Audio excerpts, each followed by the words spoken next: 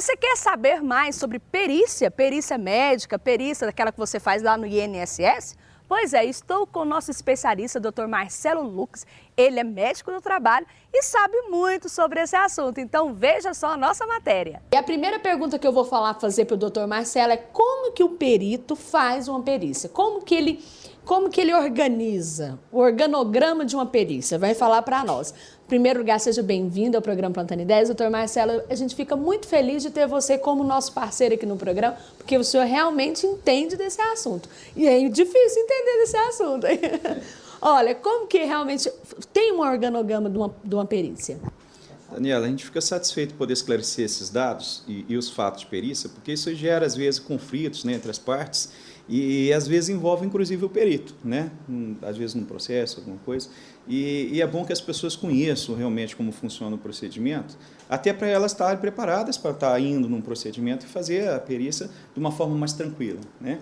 Então, assim, seguindo o que nós conversamos no módulo anterior sobre perícias, que era o módulo mais geral, a perícia é uma prova técnica ou então uma questão administrativa para solucionar uma questão que envolve conhecimento técnico naquela área específica. Então, o que o perito faz? O perito, então, ele vai fazer uma diligência, né?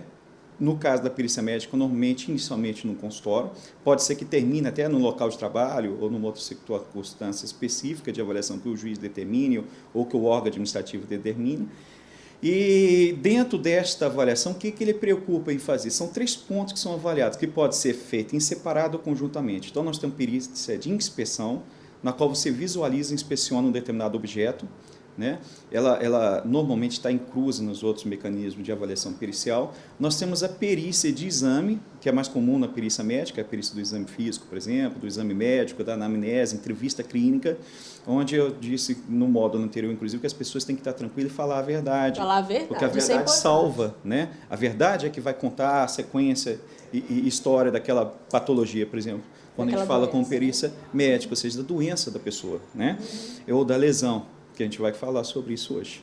Bom, e a outra circunstância é a vistoria. Então, a vistoria é você ir no local, né, onde está aquela situação onde ela estava inserida. Aonde isso, no caso daquela situação que pode ser um acidente, então no local do acidente, pode ser um local de trabalho, um posto de trabalho, e você vai fazer uma avaliação daquele local e ver dentro daquela avaliação que você faz do local, que tem vários critérios técnicos, que nós não vamos adentrar em todos eles por causa do tempo, mas nós vamos falar em perícias posteriores, né?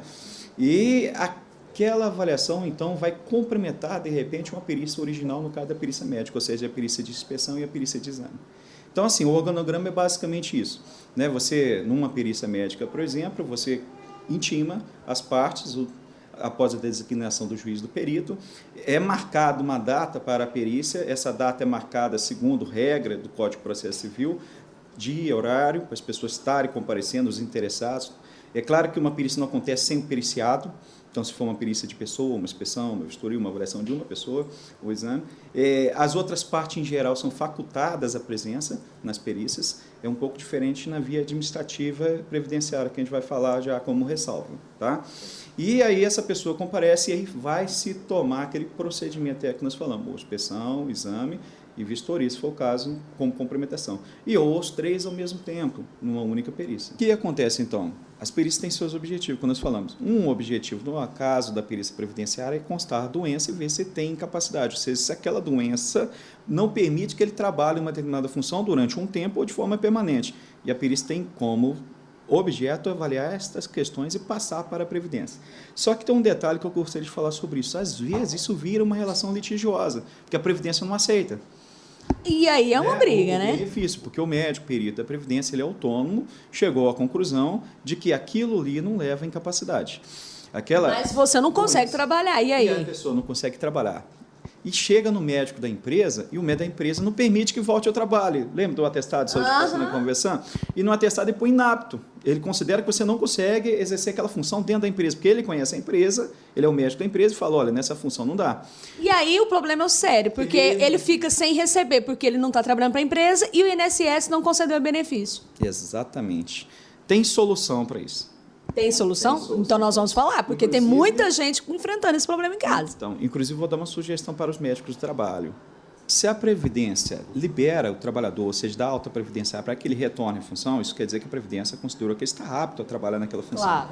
Se o médico da empresa, que também é um empregado, né, de certa forma, ou pode ser até um autônomo realizando uma atividade. Um prestador de serviço. É um prestador de serviço para a empresa, que é obrigatório também por lei, ter esse tipo de prestação de serviço.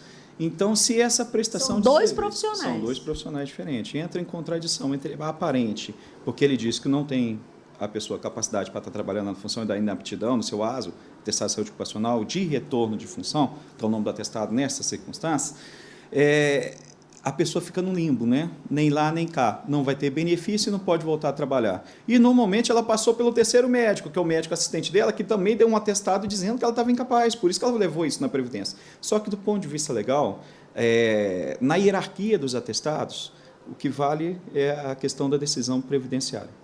Do ponto de vista legal. Coitado do trabalhador. Então, e aí vem a sugestão para o médico do trabalho da firma. Então, dá uma sugestão, doutor Marcelo. Sugestão que ajuda a resolver o problema. Uma delas é seguir o padrão de medicina ocupacional. Qual é?